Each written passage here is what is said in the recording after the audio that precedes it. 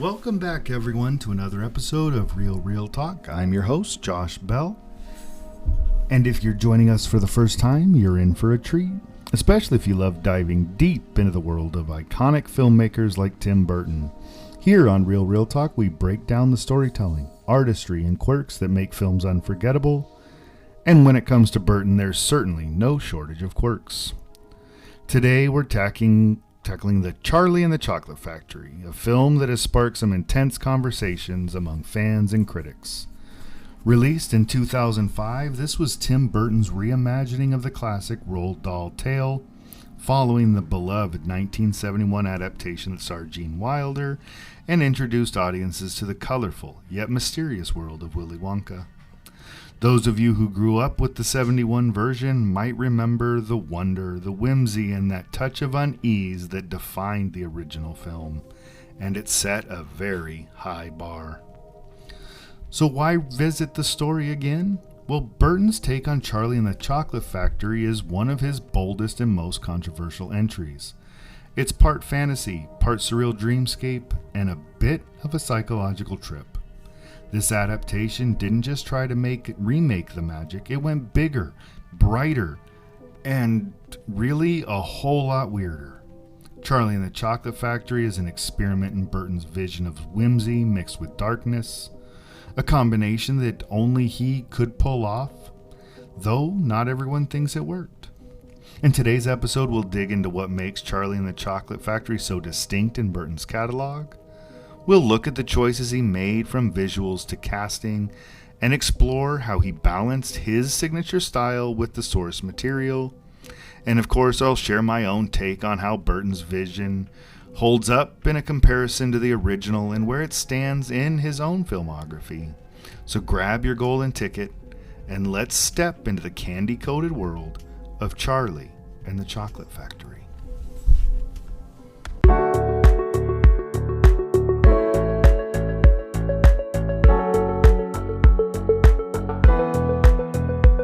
Alright, so let's dive into the plot. Charlie and the Chocolate Factory follows the story of young Charlie Bucket, a boy with a heart of gold who lives in poverty with his family in a tiny, run-down house just a stone's throw from the world-famous Wonka Chocolate Factory.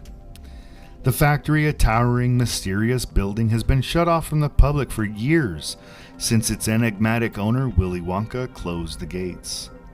Wonka himself is a legend, a reclusive genius known for his strange and imaginative candy creations. Then, one day, Wonka shocks the world by announcing a competition.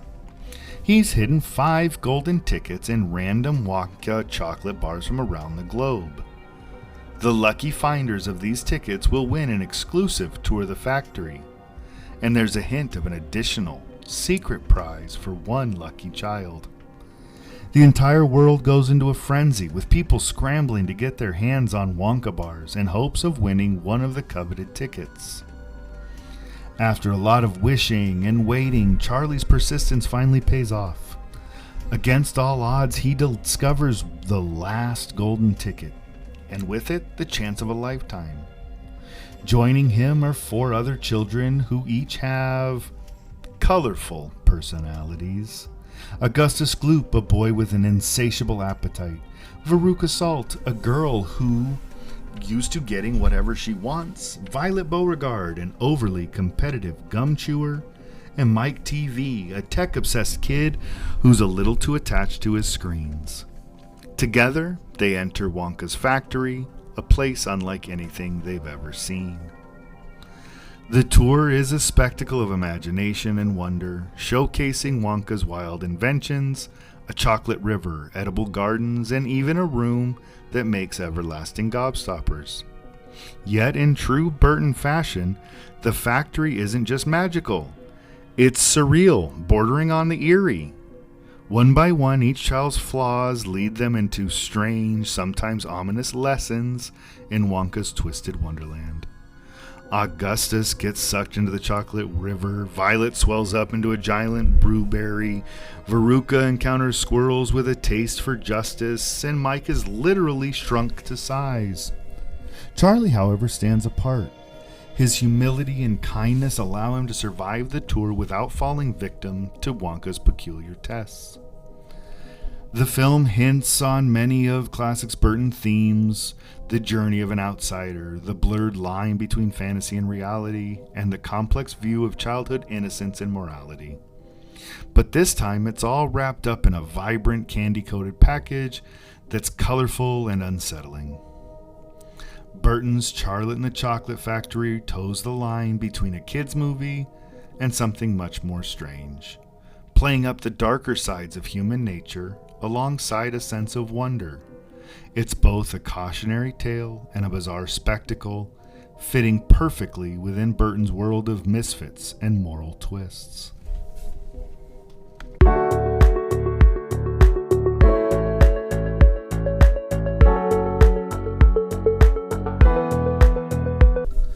If there's one thing that's immediately clear about Charlie and the Chocolate Factory, it's that it's unmistakably a Tim Burton creation.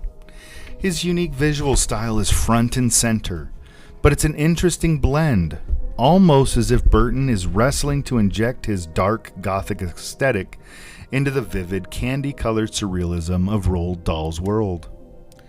The film's color palette alone is a departure from his usual. We are met with candy pinks, neon greens, and shimmering purples, and luscious chocolate browns that make Wonka's factory feel like a fever dream of color. In contrast, Charlie's home is awash in grays and browns, visually separating his humble, bleak reality from the vibrant world that awaits him inside the factory's gates. When it comes to design, Burton doesn't hold back on the weirdness. The Chocolate River Room, for example, with its synthetic grass and unnatural symmetry, feels like a fairy tale setting as imagined in a fever dream. The Nut Sorting Room, with rows of squirrels that assess and judge intruders, carries a sinister undertone, reminding us that Burton's fairy tales are never without their dark edges. He plays with the scale and exaggeration throughout the factory, turning each room into a surreal spectacle. But unlike his usual settings, which often feel deeply personal and intricately constructed, there's an odd sense of restraint here. It's as if Burton is confined by the existing structure of Dahl's beloved story, pushing to leave his own imprint, but having to work within boundaries he doesn't typically face. Then we have the CGI, which is notably heavier here than in most Burton films. Some effects are visually impressive, especially in the candy making process, which whirls, bubbles, and chugs with exaggerated, almost cartoonish energy. But in other places, the CGI is overdone. The Oompa Loompas, all played by Deep Roy and then digitally duplicated, have an artificial quality that's jarring and uncanny. Burton is known for his preference for practical effects and miniatures, which give his worlds distinct and tactile qualities. Here, the reliance on CGI makes parts of the factory feel less like the immersive and hand-created environments Burton is known for, and more like an animated world that doesn't quite feel as tangible. Thematically, Burton's fascination with outcasts and the struggles of childhood are represented in Wonka himself. Depp's Wonka is portrayed as a deeply eccentric figure with an odd mixture of charm and discomfort. And Burton adds a backstory exploring his fraught relationship with his dentist father, played by Christopher Lee. This gives Wonka a hint of sadness and isolation, a recurring Burton trait, but it's a choice that deviates from Dahl's original creation. Burton turns Wonka into more of a misfit, an outsider in his own world, which aligns with the director's usual themes. Yet, despite the signature touches, Charlie and the Chocolate Factory doesn't quite feel as personal or resonant as some of Burton's other works. Instead, it's almost as if Burton is applying his style onto a canvas that doesn't entirely accommodate it. In the end, Charlie and the Chocolate Factory is a visual spectacle with that classic Burton twist, but it lacks the depth and personal touch of his more beloved films. It's Burton's world, but this time the magic feels a little more manufactured and a little less organic.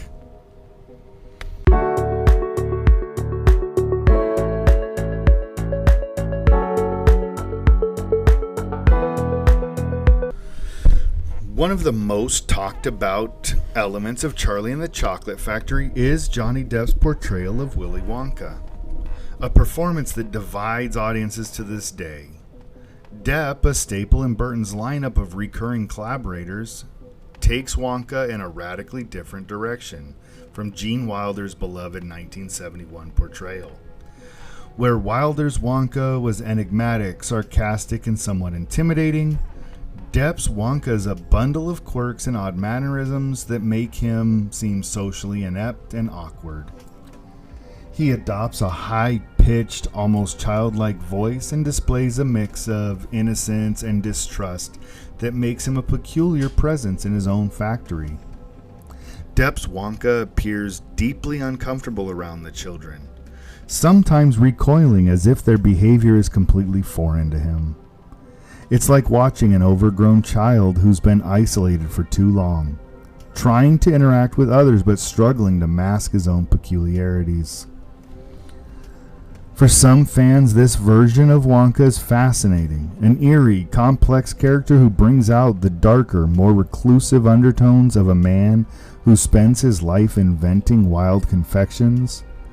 However, others find Depp's performance off-putting, a bit too far removed from the playful, mysterious Wonka audiences were accustomed to. Instead of enchanting, Depp's Wonka feels detached and uneasy, which can make us feel similarly uneasy, struggling to relate to or even like the unusual chocolatier. In contrast, though, young Freddie Highmore's portrayal of Charlie is refreshingly down-to-earth and genuine. Highmore brings an earnestness to the role that grounds the film. It balances much of Depp's eccentricities. His Charlie is humble, kind, endearing, providing a necessary counterpoint to the otherworldliness of Wonka and the extravagant factory tour. Highmore's performance captures the innocence and warmth that the story needs, and he becomes the emotional core of the film. A symbol of simple goodness and decency in a setting filled with garish excess and oddball characters. Another long-standing Burton collaborator, Danny Elfman, brings his unique musical touch to the film. Elfman's score is rich, lively, and arguably one of the film's most enduring elements. Not only did he compose the music, but he also performed the vocals for each Oompa Loompa song. In a creative twist, Elfman adapted the lyrics directly from Roald Dahl's text, setting them to various musical genres. Each song introduces a different style, from Bollywood to rock to funk, giving a fresh twist to each Oompa Loompa scene. This approach makes the songs memorable, though. Like Depp's performance, they've been divisive. Some fans appreciate the creativity and the genre-hopping flair, while others find the tonal shifts a bit jarring. Then there's the ensemble cast of children and their parents, each adding another layer to the factory tour's darkly comedic scenes. Actors like Deep Roy, who plays every Oompa Loompa through digital effects, contributes to the surreal, unnerving tone. And Roy, with his range of expressions and physical comedy, brings a quirky, puppet-like energy to the Oompa Loompas, and it gives his scenes a bizarre charm. Ultimately, Burton and his core team deliver a film brimming with imagination and eccentricity, but these very traits can be a double-edged sword. Depp's Wonka and Elfman's songs bring a unique vision, but they also introduce quirks that don't always mesh smoothly with the story's heartwarming and fantastical qualities. It's an imaginative collaboration, to be sure, yet one that struggles under the weight of its own whimsical ambitions.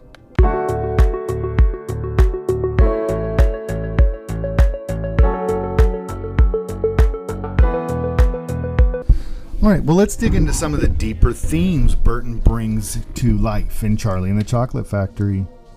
At its core, the story is a morality tale, and Burton doesn't shy away from amplifying this aspect. Through the children's exaggerated flaws, each of the other kids, Augustus, Veruca, Violet, and Mike, represents an extreme character trait that leads to their own demise. Augustus is driven by gluttony, unable to resist the allure of chocolate even when it becomes dangerous. Veruca's greed and entitlement have her treating people and things as if they're disposable, while Violet's obsession with winning and Mike's addiction to television highlight the pitfalls of competitiveness and desensitization. Burton emphasizes these traits almost to the point of caricature, presenting them in an almost surreal, hyperized, stylized way that makes each child's eventual downfall feel both inevitable and unnerving. By highlighting Charlie's humility and genuine kindness against these extremes, Burton sends a clear message about the values he sees as enduring and worthwhile. In the factory, a magical yet ultimately testing ground for character, only those who remain humble and true come out unscathed. But then we have an addition unique to Burton's vision, Willy Wonka's backstory.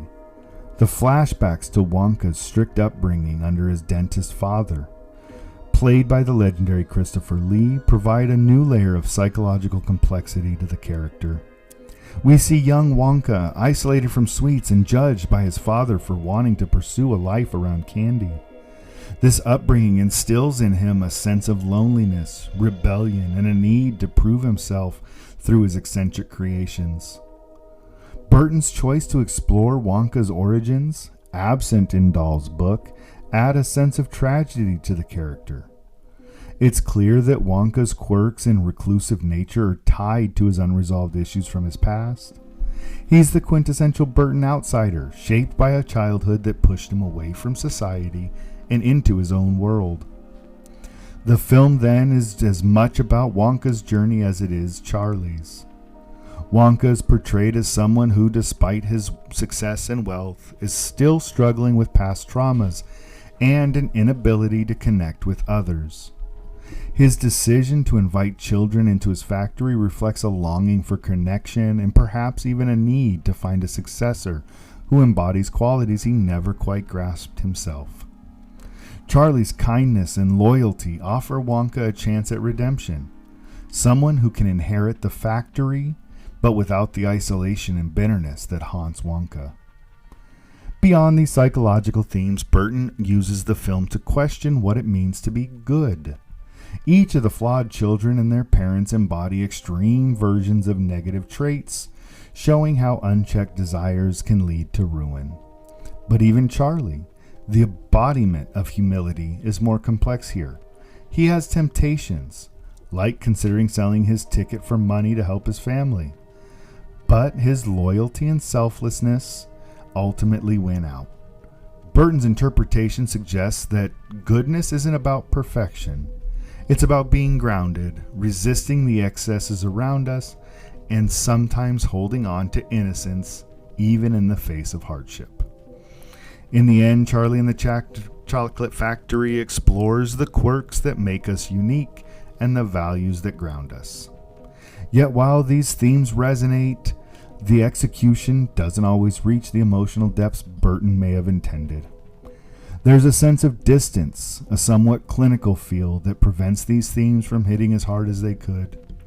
The messages are there and they're intriguing, but they sometimes get lost in the spectacle of the factory itself. Burton gives us a world filled with whimsy and warning, but it's a world that can feel a bit detached. He leaves us with an interesting mix of charm and unease.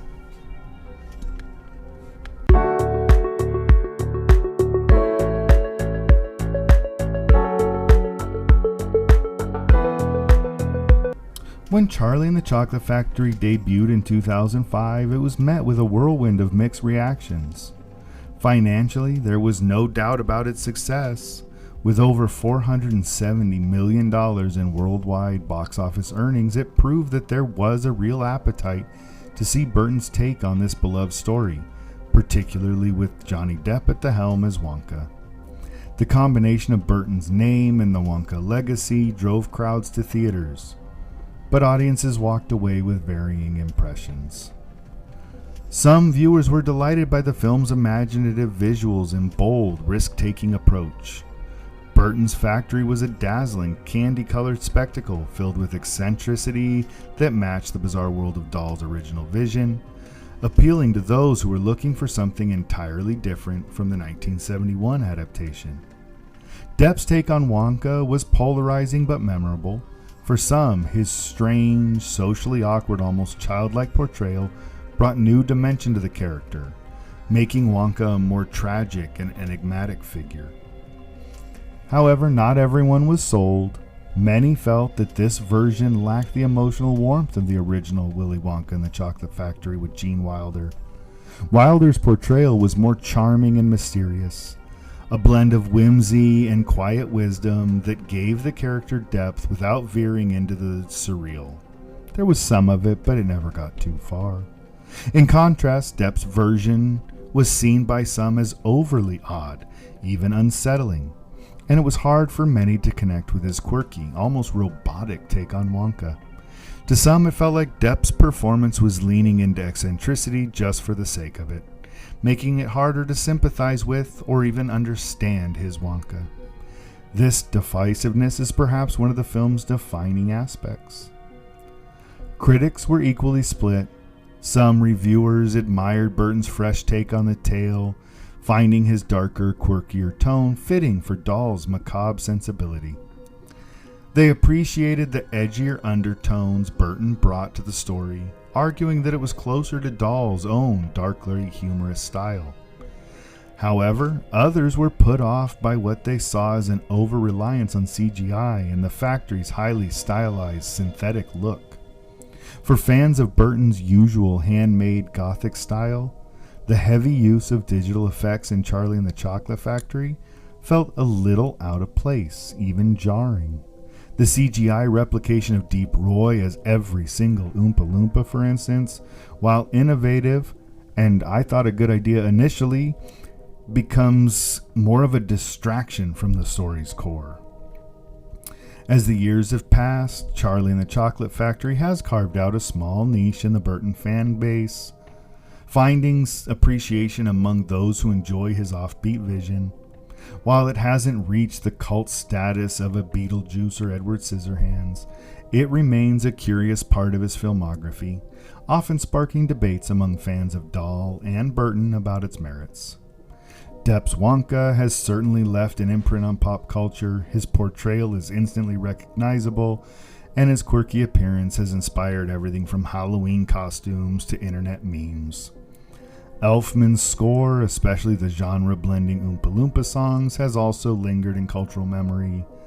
Each song was crafted to suit the personality of each child's exit, and is one of the film's standout aspects. From the rock and Bollywood to pop, the soundtrack gives each Oompa Loompa number a unique identity, which fans have found memorable, if somewhat unusual. In the end, though, Charlie and the Chocolate Factory remains one of Burton's most debated films, a daring reinterpretation that took risks with an already beloved story. Whether it fully succeeds or falls short depends on who you ask. But there is no denying it made a mark. It's a film that continues to spark conversation, and in itself is a testament to the boldness of Burton's vision.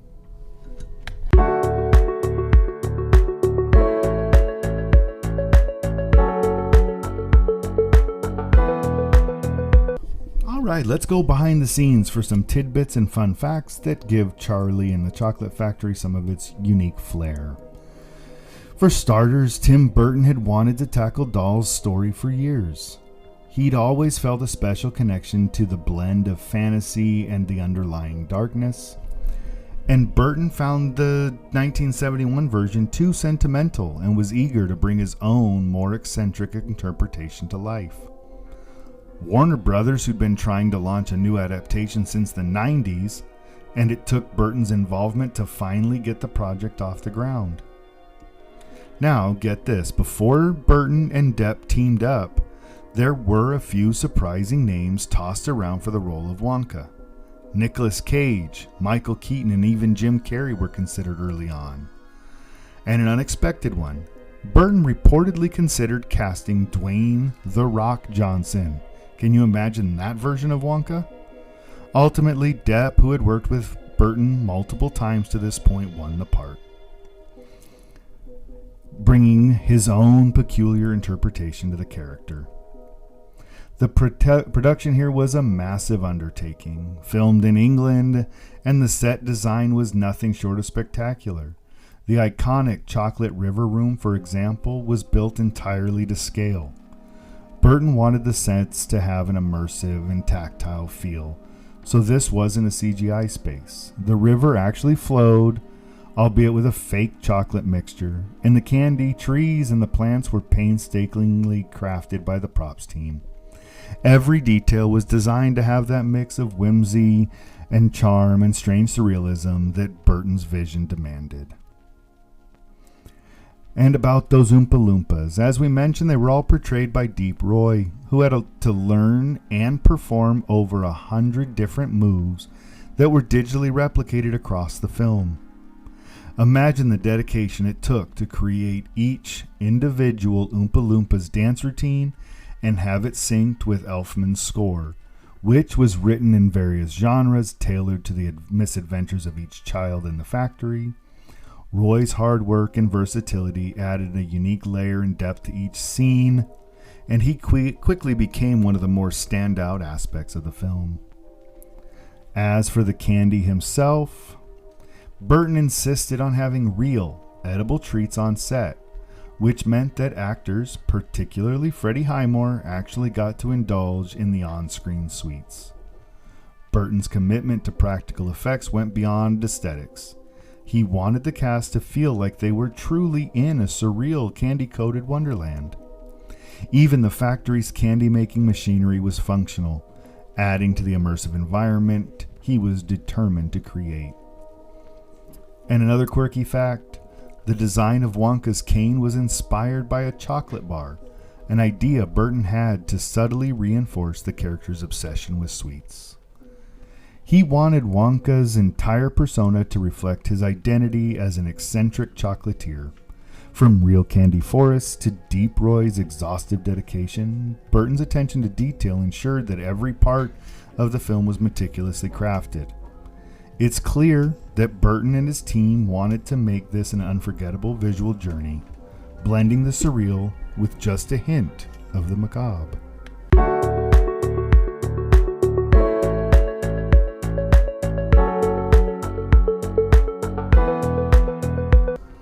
So what's my take on Charlie and the Chocolate Factory? Honestly, it's a bit of a mixed bag. There's a lot to admire here. Burton's creativity is off the charts. He brought a wild imagination to this adaptation, and you can't deny the film has an unforgettable, quirky energy. The visuals are top-notch, with every candy-colored detail popping, and Danny Elfman's score definitely lifts the whole experience. Elfman's versatility in the Oompa Loompa songs, each reflecting that different genre, adds a fun, eclectic layer that's pure Burton Elfman magic. But Depp's portrayal of Wonka, I love Johnny Depp, but this is where I really start to struggle. He's quirky and strange, but sometimes it feels like his performance is leaning more on mannerisms than on substance. While I generally appreciate the psychological depth Burton tries to add, his Wonka backstory, I think, takes away from the story's central charm. Wonka's quirks, rather than making him mysterious or intriguing, sometimes come off more unsettling than endearing. For a story that's supposed to feel magical and whimsical, this take drifts far too much into the eccentric, and oftentimes it feels just cold. So where does that leave me?